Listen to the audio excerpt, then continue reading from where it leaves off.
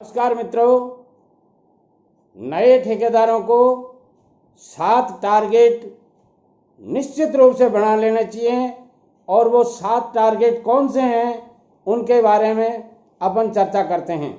सज्जनों, जीवन को नई ऊंचाइयां देने के लिए आपको अपने गोल्स निर्धारित करने पड़ते हैं और यदि आप निर्धारित गोल के अनुसार खेलते हैं तो आप निश्चित रूप से गोल अचीव भी कर लेते हैं। और यदि आपने कोई गोल ही निर्धारित नहीं किया तो अचीव करना मुश्किल हो जाता है। और कौन कौन से गोल अचीव किए आपको खुद को ही पता नहीं होता है। आइए मैं बताता हूं आपको कि वो कौन कौन से टारगेट हैं जो आपको शुरू से ही तय कर लेने चाहिए।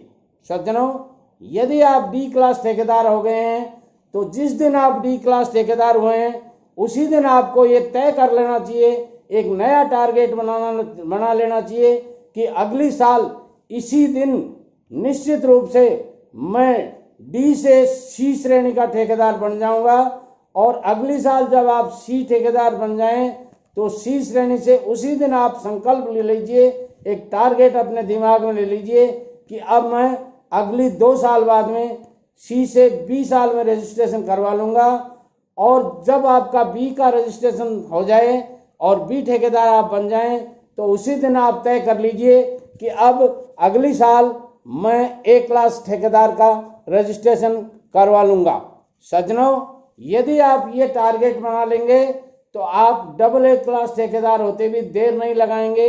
और यदि आप टारगेट नहीं बनाएंगे तो कुछ भी नहीं कर पाएंगे, आप वैसे के वैसे रह जाएंगे।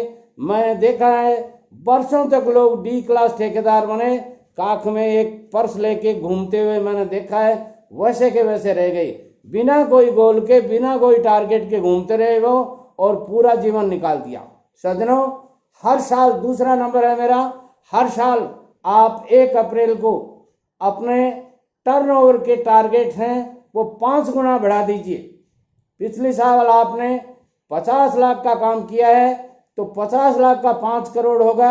डी क्लास ठेकेदार थे आपने और शुरुआत में रजिस्ट्रेशन किया था, 50 लाख का काम किया है आपने और अपने टारगेट अगली साल के लिए ठीक 5 गुने बढ़ा दीजिए।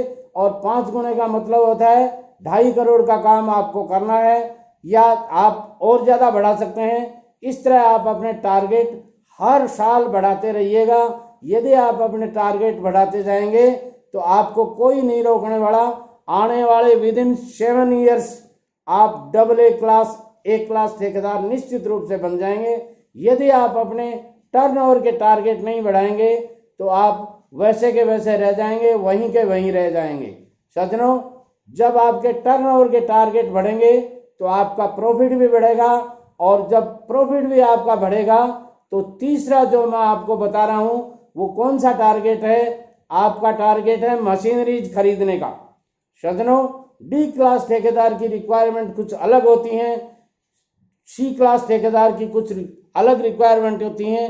इसके लिए आपको मशीनरीज खरीदनी है और सी क्लास ठेकेदार के लिए कौन कौन सी मशीनरीज हैं इनका मैंने एक वीडियो अलग से दिया हुआ है, वो आप पढ़िए, उसको सुनिए उसको, और उस टारगेट के हिसाब से आप मशीनरीज लाने की योजनाएं प्रतिवर्ष बनाते रहें और आप बड़े से बड़े ठेकेदार बनते जाएंगे। सज्जनों, इसके बाद में जब आपके मशीनरीज आ जाएंगी, आपका प्रोडक्शन बढ़ गया, आपका टर्नओवर बढ़ गया, अब आपके पास मशीनरी आ गई तो आपको ज़्यादा से ज़्यादा मटेरियल की ज़रूरत होती है और मटेरियल लाने के लिए आपको व्हीकल्स की ज़रूरत होती है, एक्सकेवेटर्स की ज़रूरत होती है, खुदाई वगैरह करने के लिए आपके पास जेसीबी की ज़रूरत होती है। आपके वर्क लंबे हो गए हैं, बड़े हो गए हैं, ऐसी स्थिति में आपको उनके टारगेट भी प्रति साल कर लेना चाहिए। इस साल अपन जेसीबी खरीदेंगे, इस साल अपन ये खरीदेंगे, इस साल अपन टर्बो खरीदेंगे। ऐसे टारगेट आप अचीव करते जाइए और जो जो टारगेट आप बनाते जाएंगे हर साल आप उन टारगेट्स को अचीव भी करते रहेंगे। सज्जनों, 5वां जो टारगेट है आपका वो होना चाहिए कि हर साल आप स्टाफ को बढ़िया स्किल्ड और ज़्यादा से ज़्यादा स्टाफ रखने की कोशिश करेंगे। पहली साल जब आप डी क्लास ठेकेदार थे आपके पास 1 से 2 मिस्त्री थे, अब सी क्लास में हो गए 2 से 4 कर लीजिए। सुपरवाइजर आपके पास पहले 1-2 थे, अब 2 से 4 कर लीजिए, और इंजीनियर आपके पास 1-2 थे, अब 2 से 4 कर लीजिए। यदि आप सी क्लास ठेकेदार हो गए हैं, निश्चित से आपका काम सर्किल में चलने लग गया है, और सर्किल में काम चलने के लिए आपके पास 3-4 साइटें हो गई हैं। ऐसी स्थिति में अपने टारगेट आप स्टाफ को बढ़ाने के भी बढ़ाते जाइए, तभी आप प्रॉपर प्रोग्रेस दे पाएंगे। नहीं तो आप सारे संसाधन और बढ़ा लेंगे और स्टाफ को नहीं बढ़ाएंगे तो आप अपने टारगेट अचीव नहीं कर पाएंगे। सज्जनों, हर साल आपको अपने टारगेट इस तरह भी रखना चाहिए। छठा पॉइंट है कि अपने को इस साल एक छोटा सा प्लाट लेना। आप डी क्लास ठेकेदार हैं, आपके पास ठेकेदारी का सामान रखने की कोई जगह नहीं है, तो आप एक छोटा सा प्लाट इस साल ले लीजिए। अगले साल आप एक फ्लैट ले लीजिए, और उससे अगले साल जब आप सी क्लास से बी क्लास में हो जाते हैं तो मार्केट में एक दुकान खरीद लीजिए। और जब आप ए क्लास ठेकेदार हो जाते हैं, आपके संसाधनों को खड़ा करने की जरूरत पड़ती है। ऐसी स्थिति में आपको एक बड़ा गोडाउन भी खरीद लेना चाहिए। सज्जनों, यदि ये टारगेट आप धीरे धीरे बढ़ाते जाएंगे तो आपके पास कब संसाधन हो गए, कब मशीनरी जा गई, कब आपने गोडाउन खरीद लिए, कब आपने दुकानें खरीद ली, आपको पता ही नहीं चलेगा, और धीरे धीरे सब कुछ हो जाएगा। सज्जनों, एक कहावत है, शैले शैलेन माणिक्यम मौक्तिकम न च गजे गजे साधु नहीं सर्वत्र। ऐसी कहावत है कि सब पहाड़ों के ऊपर माणक और मोती नहीं होते हैं सज्जनों, और हर हाथी के सर में मुक्तामणि नहीं होती है, मोती नहीं होता है।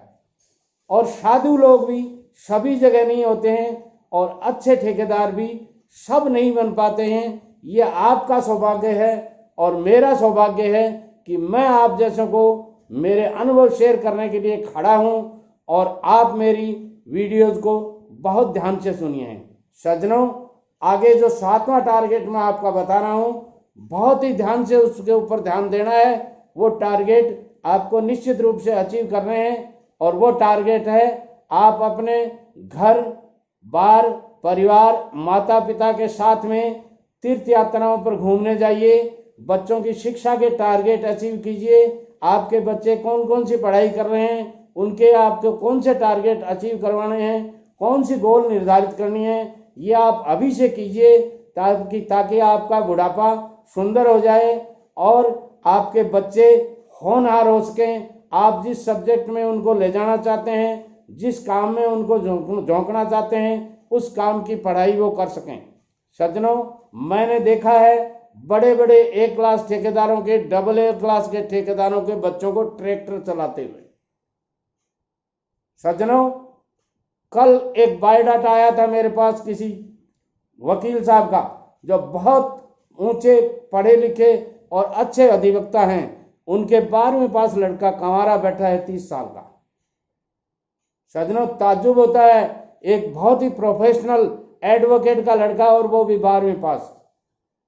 कहाँ कमी रही है एडवोकेट साहब के सोचने में, कहाँ कमी रही है बच्चे की शिक्षा में? ध्यान दीजिए, अभी से इन तैयारियों को कीजिए, नहीं तो बाद में पछताने के सिवाय कुछ नहीं रहेगा। इसलिए ये टारगेट भी आपको अचीव करने हैं। माँ बाप बूढ़े हैं, उनके साथ में तीर्थ यात्राओं पर जाइए, उनको दर्शन करवाइए, तीर्थ यात्राओं के उनको दर्शन करवाइए, मंदिरों को। उन्होंने दुनिया नहीं देखी है। आपको पालने पोसने में, आपको शिक्षा दिलाने में, आपके घर को ऊंचा करने में उन्होंने अपना जीवन पूरा अर्पण किया है। उनके शौक पूरे करवाइए। मेरी channel SN. Sharma motivational speaker YouTube पे जाइए, सर्च कर लीजिए, सब्सक्राइब कर दीजिए, और सब्सक्राइब करने के बाद में कम से कम हजारों ठेकेदारों को, हजारों बेरोजगारों को ये वीडियो जरूर भेजिए। मैं कहूँगा वायरल कर दीजिए इस वीडियो को। ऐसे मौके बार बार नहीं मिलेंगे, इस तरह समझाने वाले आपको कोई नहीं मिलेगा दुनिया में। वीडियो पसंद आता है लाइक और शेयर जरूर कीजिए। नमस्कार।